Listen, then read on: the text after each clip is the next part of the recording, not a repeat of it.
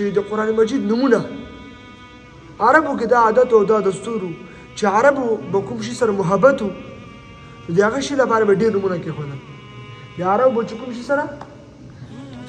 محبت و نو هغه شي لپاره به ډېر نمونه کېښودل یو لکه عربي که موږ تاسو وګورو د تورې لپاره زرو نمونه دي زمري لپاره دا رقم نو دا رقم چې یو شي به ډېر صفات لرل نو د هر صفت په اعتبار سره بیا هغه ته یو نوم کېښودل که یو شي که به کمالات ډېر راجمع سو نو د هر صفت او د کمال له وجې به هغه شي ته به یې نوم کېښودل نو او قاعده هم دا ده که نه عربي کې چې کثرة الاسماء يدل على شرافة شیء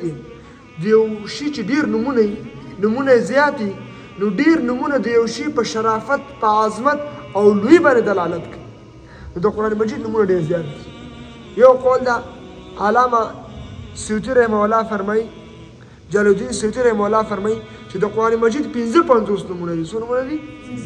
نو هغه نه بیا برهان پاتې شوی ده لفظ برهان نو هغه 55 شیخ القرآن دا وایي چې د قرآن مجید نمونه چې دي هغه 2 شپېته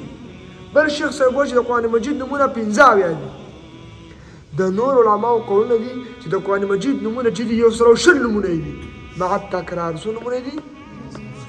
تیز وایي د قرآن مجید څو د قرآن مجید څو نمونه څو نو د قرآن مجید 120 نمونه څو نو دغه 120 نمونه دا دلالت کوي په کمال او شرافت د قرآن باندې په چی باندې په کمال او شرافت د قرآن مجید باندې یو څو به زه ته ذکر کوم د نمونې په توګه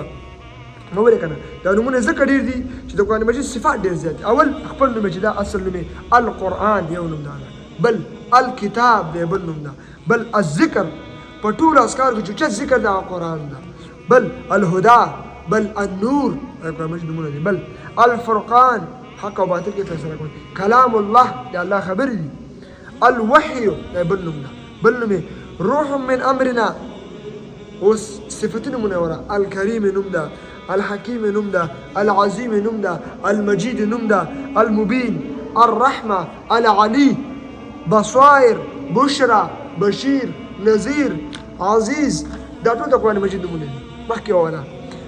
بلاغ بیان احسن القصص احسن الحديث موعظه شفاه مبارک مهيمنا قیم او دا رقم مثانیه متشابه او دا رقم د قرآن مجید نومونه دي نو دغه څو نومونه موږ ذکر کړو موږ نمونه خروات نو موږ دا خبره ذکر کړه چې د قرآن مجید دغه ډېر نومونه چې دي دا دلالت په دې کوي چې د قرآن مجید شرافت او عظمت ډېر اوچت